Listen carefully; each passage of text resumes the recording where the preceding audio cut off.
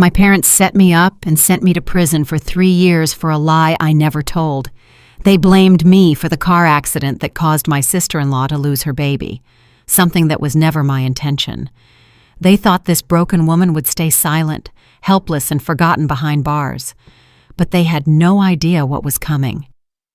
Even now, I can still hear my mother's voice in the courtroom, cold as ice. A life for a life.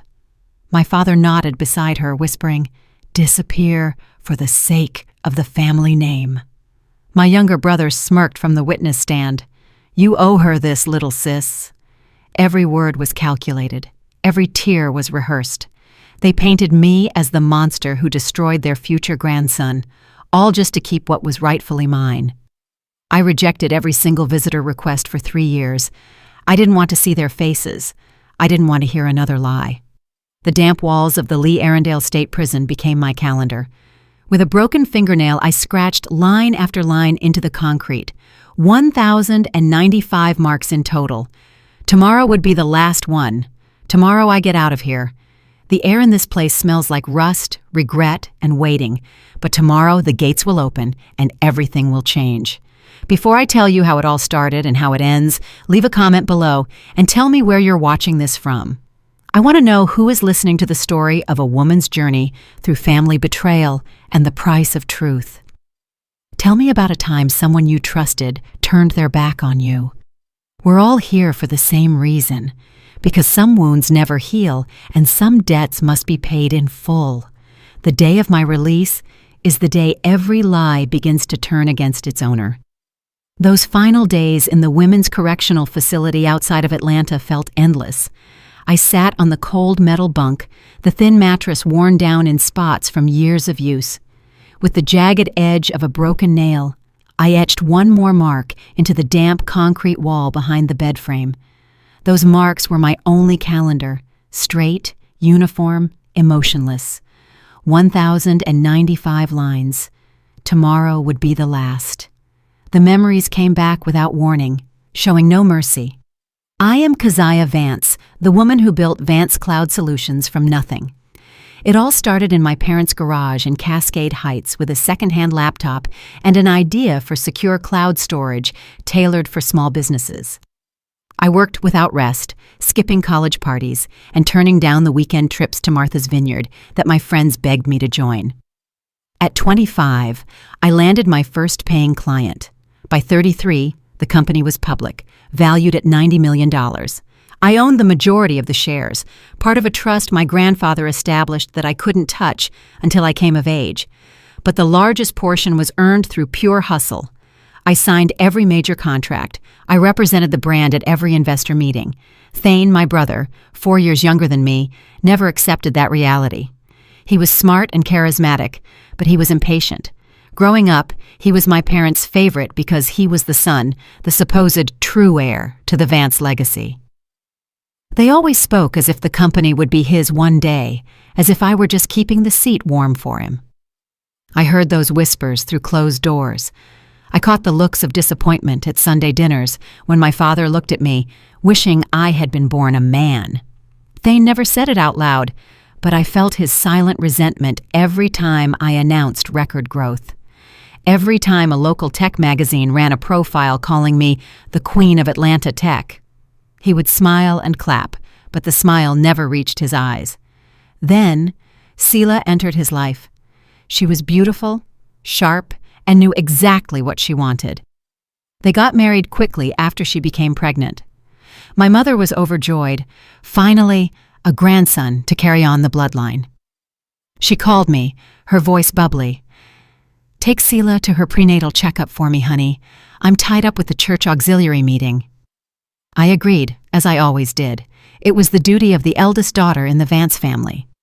That day, it was pouring rain, the kind of relentless Georgia downpour that turns I-85 into a river. I was driving the company Tesla with Selah in the passenger seat, her hand resting on her stomach. At first, the conversation was light, baby names, nursery ideas. Then it shifted to business. Selah asked out of the blue, "Thane mentioned he wanted to pull some capital for a side investment. What do you think?" I kept my tone neutral. We're in the middle of expanding our server infrastructure. Pulling funds now would tank the stock price and hurt every shareholder, including Mom and Dad's retirement accounts. Sela smirked. You always put the company before family, don't you? Thane is your brother. He deserves a bigger piece. The argument escalated. I tried to keep the car steady, but she wouldn't let up. She accused me of being selfish, of clinging to power just to prove something to our parents. Her voice rose as she gestured wildly. In the heat of the argument, Sela suddenly lunged and yanked hard on the steering wheel. The car veered instantly. The tires hydroplaned across the wet pavement, scraping the guardrail with a deafening screech. The airbags deployed. The windshield shattered. I slammed on the brakes, bringing us to a halt amidst the honking of surrounding traffic. I turned to her, my heart racing. Are you okay? Sela clutched her stomach, her face pale. The ambulance arrived quickly. At the hospital, the doctors confirmed she had lost the baby. I sat stunned in the hallway, but what followed turned the shock into a nightmare.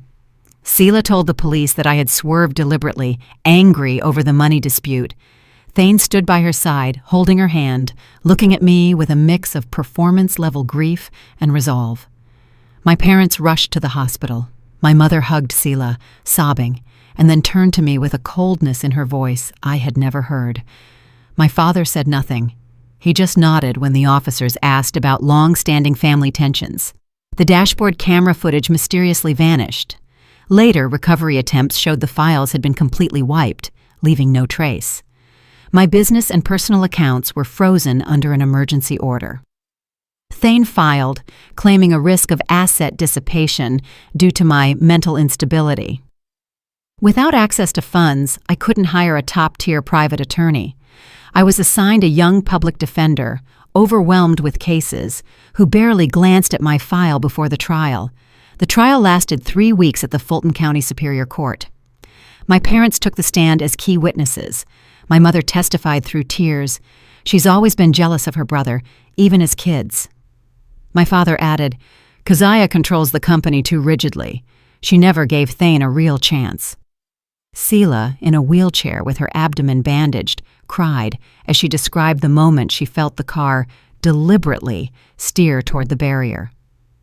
Thane held her, his voice cracking. She grabbed the wheel. I'm sure of it. I testified calmly, recounting the facts exactly as they happened, but I lacked physical evidence. My public defender faltered before the family's unified front. The jurors looked at me with suspicion. A successful businesswoman, suddenly unhinged. The judge sentenced me to 3 years for involuntary manslaughter, along with a restraining order from the company during my incarceration. When the gavel fell, I didn't cry. Only a cold void spread through my chest. Helplessness. That was all that was left. 3 years. 3 years for everything I had built to be torn down from the inside. The sharp click of heels and the duller thud of men's dress shoes echoed down the prison corridor. I set aside the worn paperback I was pretending to read and waited. The guard's voice crackled over the intercom. Final approved visit. They entered the visiting room in a rehearsed group. My parents, Thane, and Sela. My mother had chosen a navy blue dress with her favorite pearl necklace. My father wore the charcoal suit he saved for board meetings.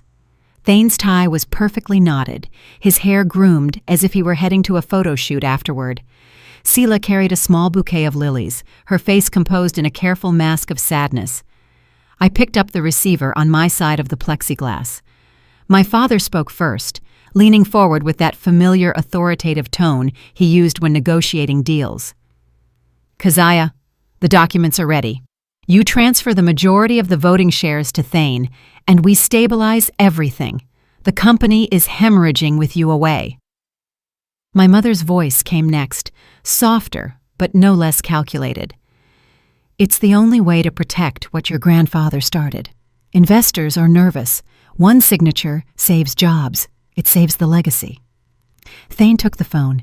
His eyes met mine with the same intensity he had shown on the stand. Think about the big picture, little sis. You always said Vance Cloud Solutions was bigger than just one person. Sela pressed her free hand against the glass. After all, you owe it to the family. I held the receiver, but said nothing. Then the door on their side opened again. Amari Vance, my youngest brother, 25 years old, whom I had fired as CFO 18 months before my arrest for what seemed like minor reporting discrepancies, walked in.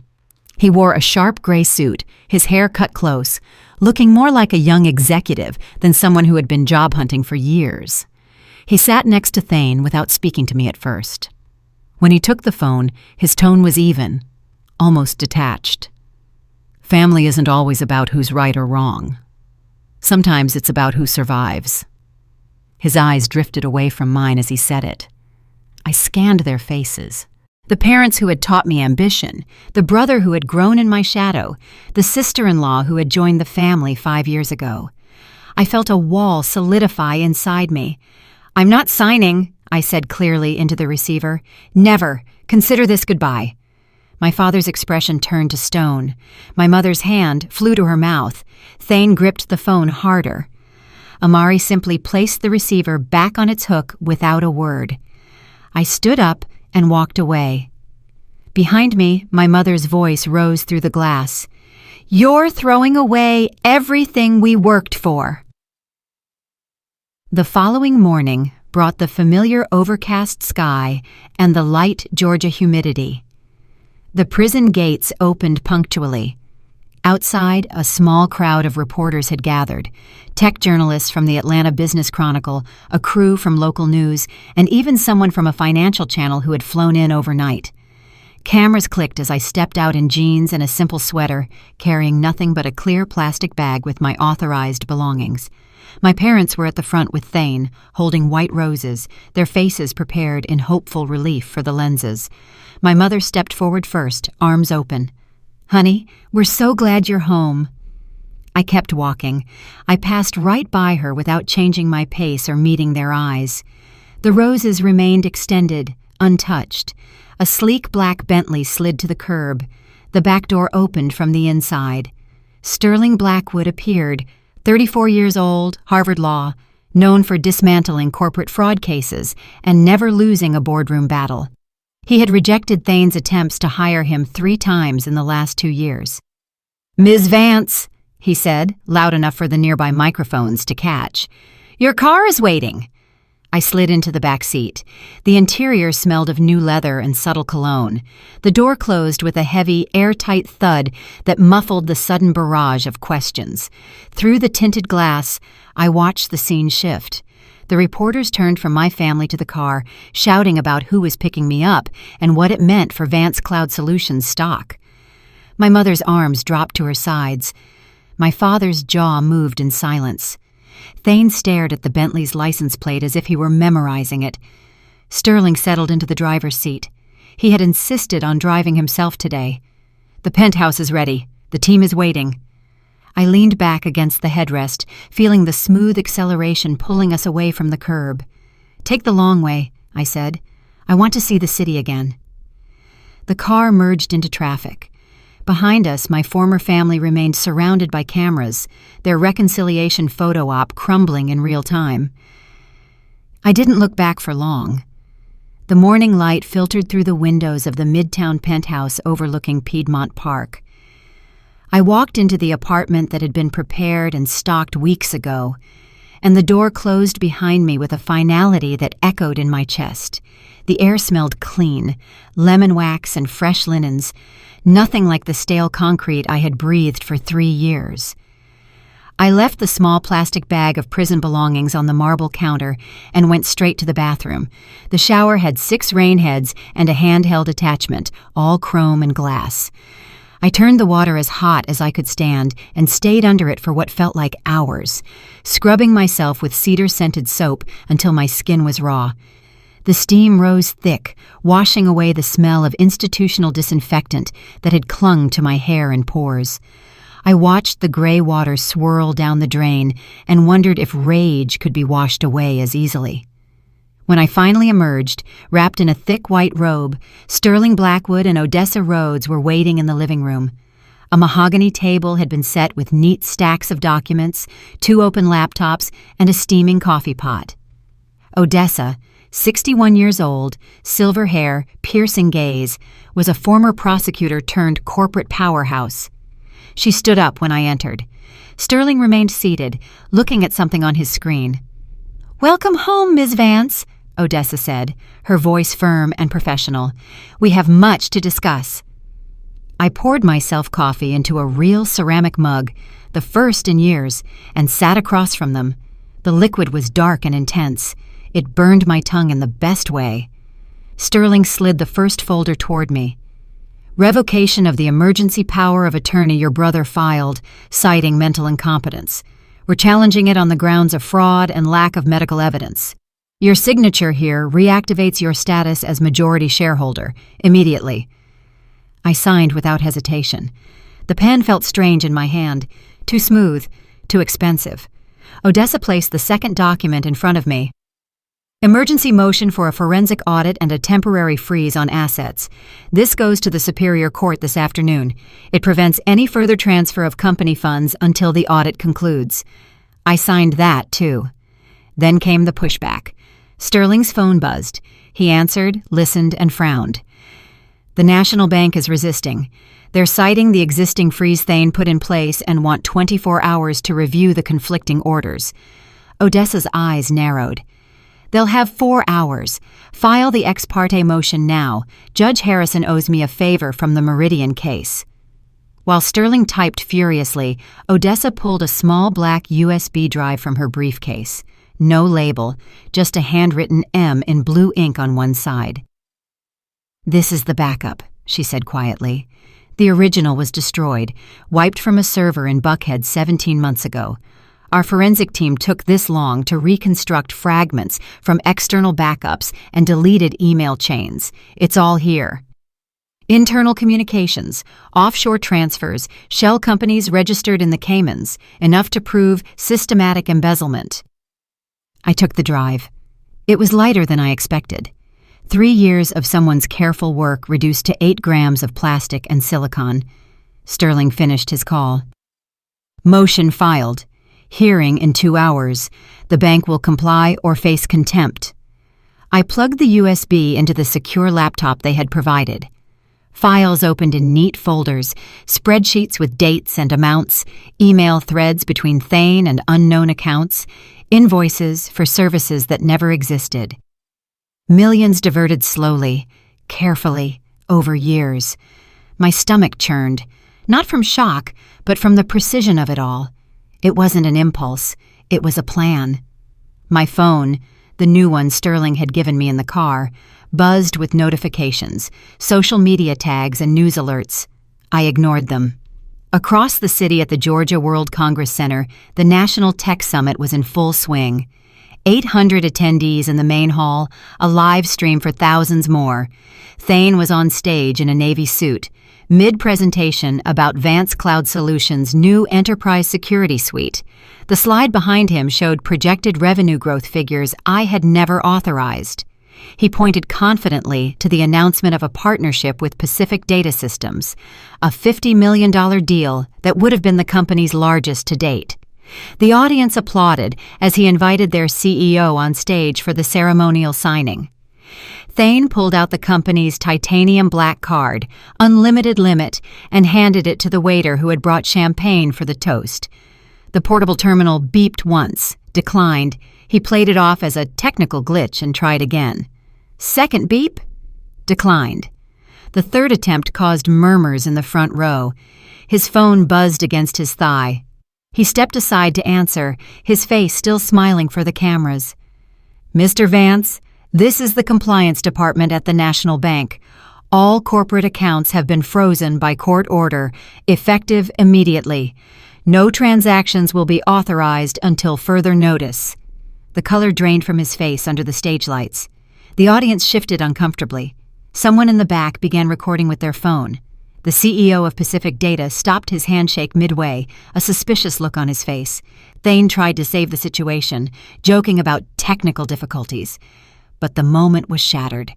Partners exchanged looks. Investors checked their phones. In minutes, Vance Cloud crisis was trending. Back in the penthouse, I closed the laptop. The coffee had gone cold. Odessa gathered her papers.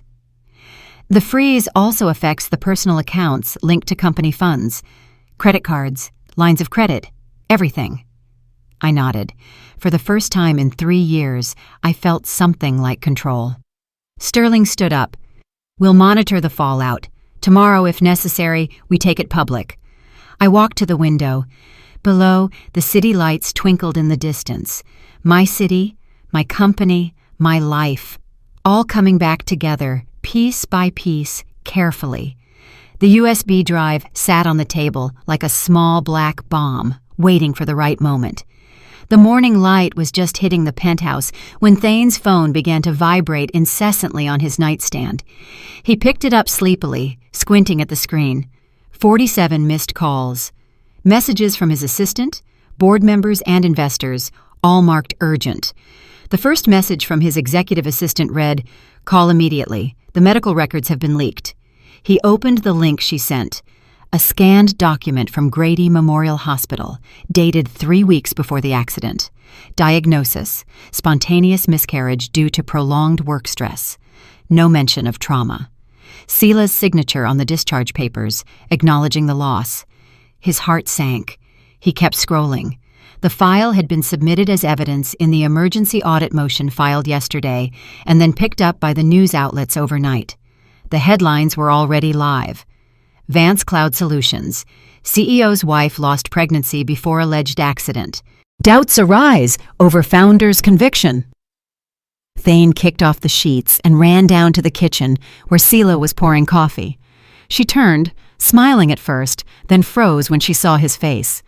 "Is this true?" he snapped, shoving the phone at her. Sela glanced at the screen and set her mug down carefully.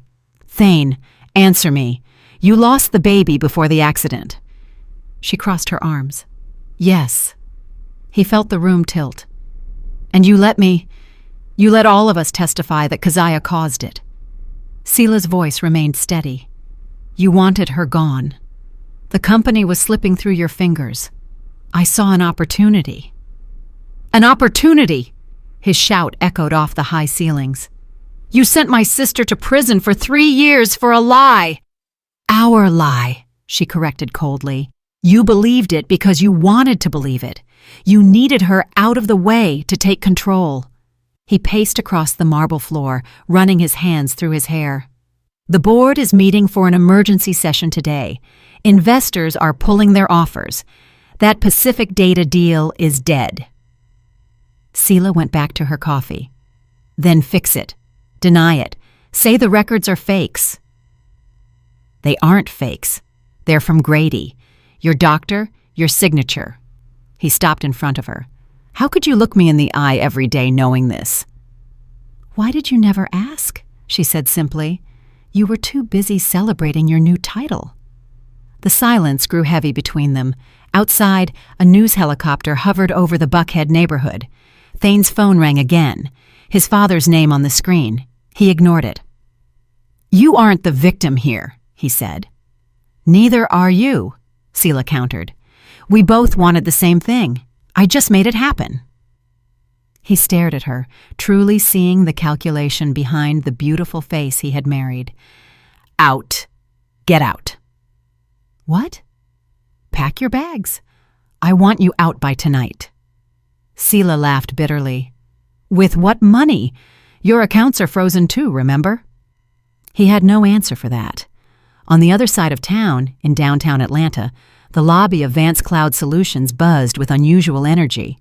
Staff whispered in huddles. Security at the doors had doubled. I walked into the executive conference room where a small press pool was waiting, 3 cameras, half a dozen reporters from local outlets, and Bloomberg. Odessa had advised me to keep it brief and factual.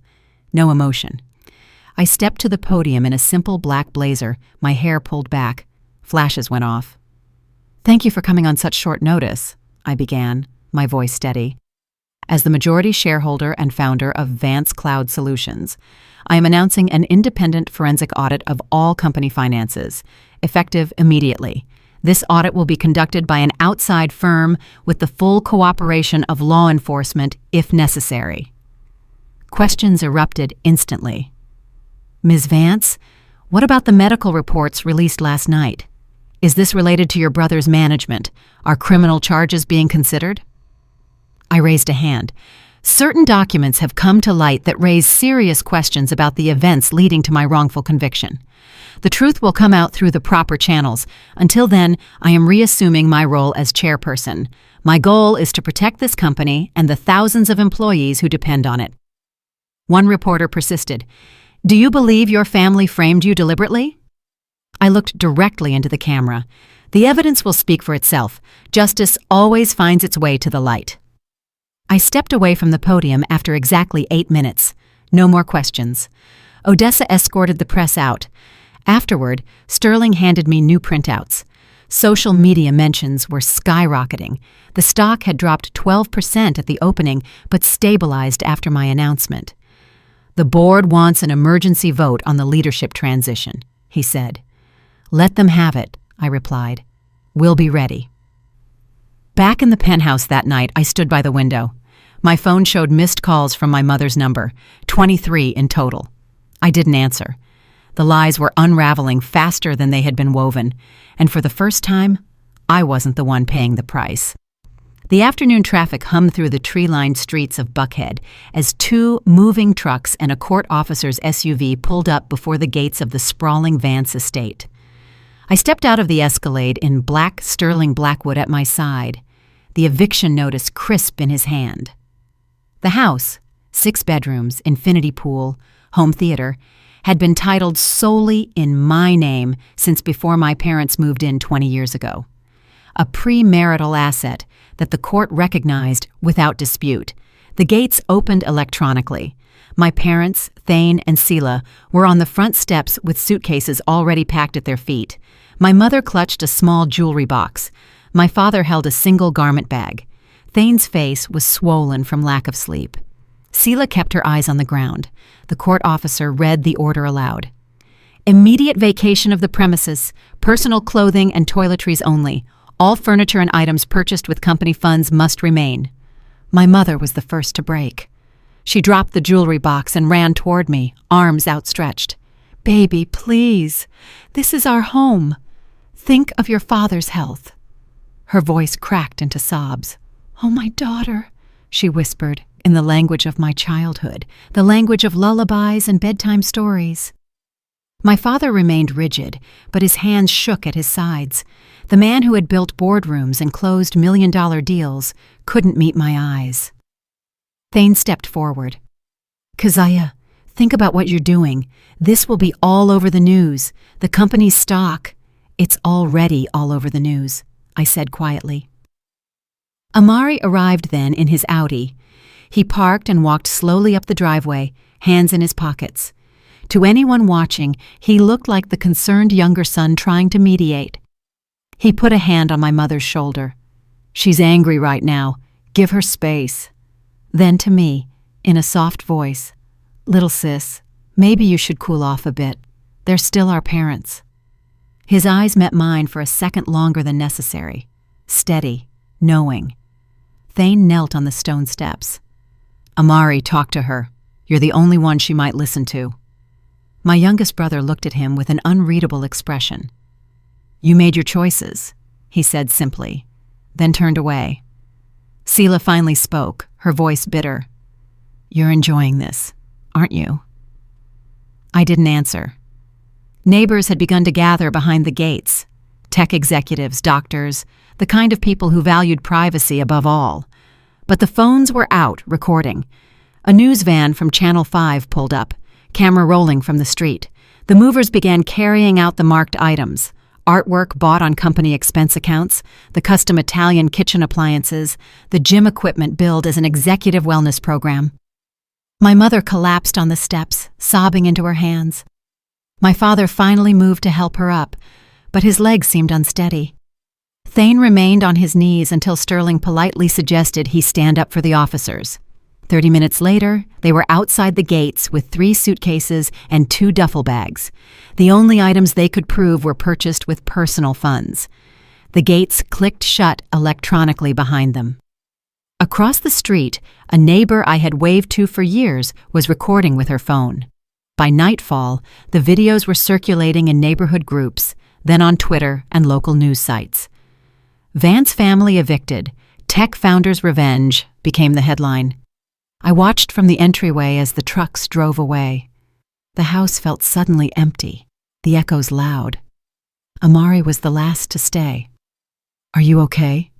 he asked quietly once the others were out of earshot. I nodded once. He squeezed my arm briefly, the only physical contact we'd had in years. Then he walked to his car. The sun sank behind the Georgia pines, tinting the neighborhood in gold. Inside, the movers finished up. I stood alone in the foyer that still smelled faintly of my mother's perfume. The silence was heavier than any argument we'd ever had. For the first time, I wondered if revenge felt like a victory or just another kind of loss.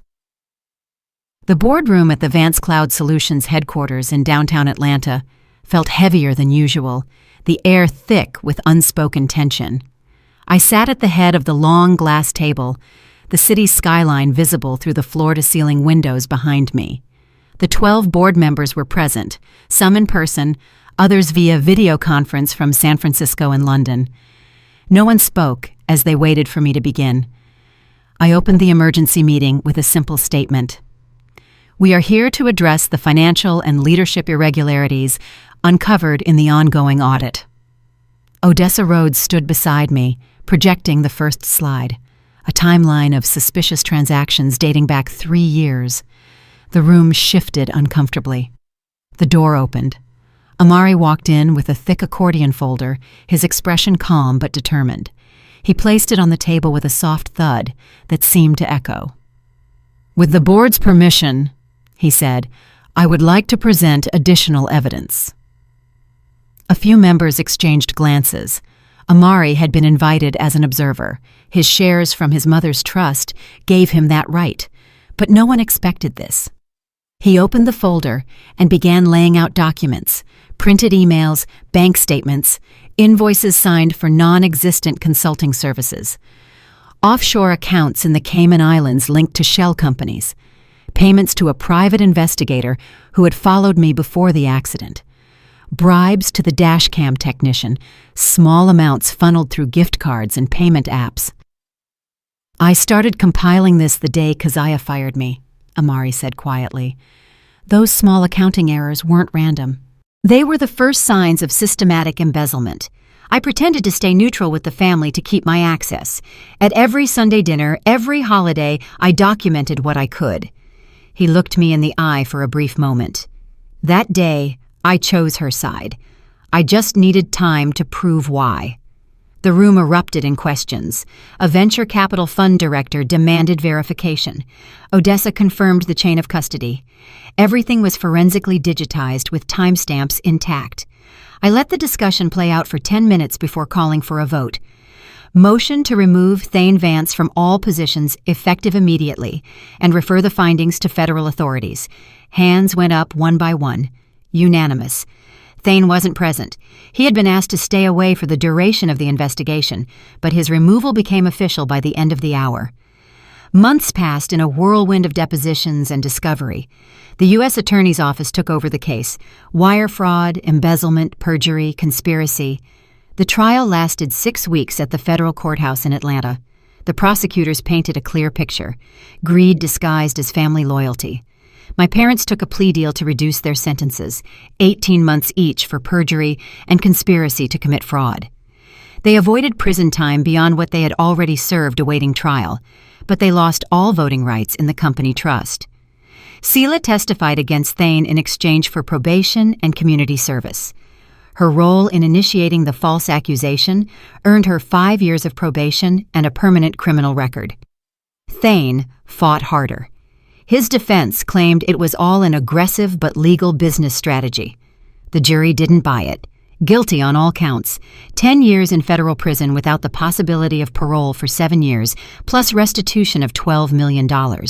The amount traced directly to his schemes. I sat in the front row every day of the sentencing. My mother cried silently when his name was called. My father stared straight ahead, his face a mask. Sela looked at no one.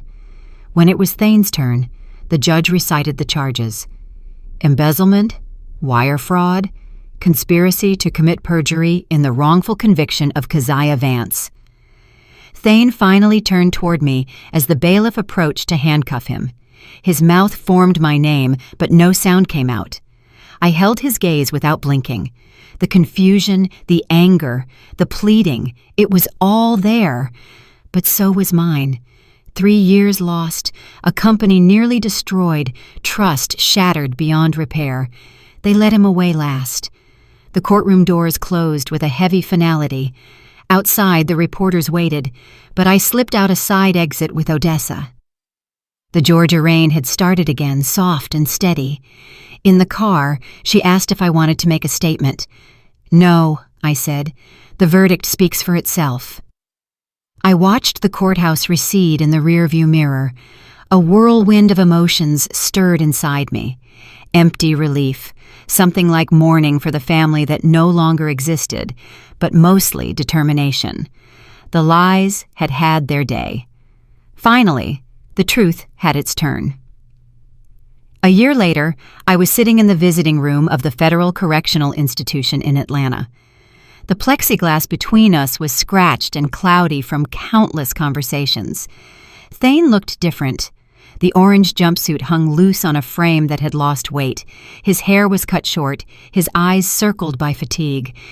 He picked up the phone on his side, with hands that no longer wore the heavy watch I had seen in family photos. I picked up my receiver. He spoke first, his voice raspy.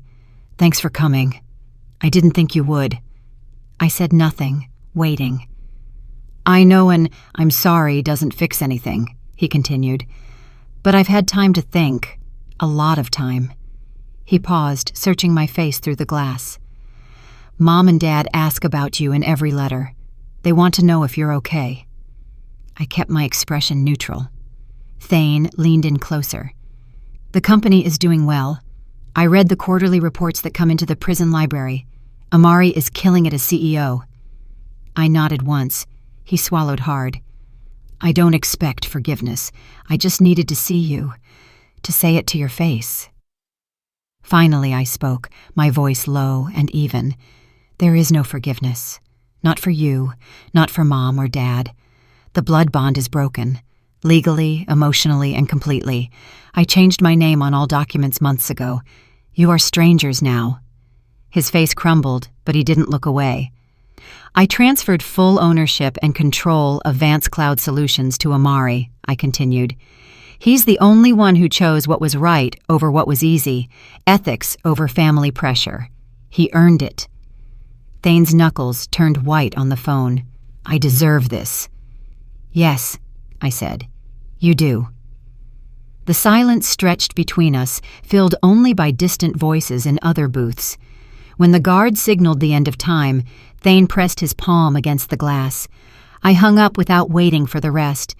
As I stepped out into the dry Georgia air, I felt the weight I had carried for 4 years shift. It wasn't gone, but it was different. Lighter, perhaps. 3 stolen years, a youth that won't come back. The stress of prison had taken its toll. Doctors confirmed the trauma was too deep for me to ever likely have a child of my own.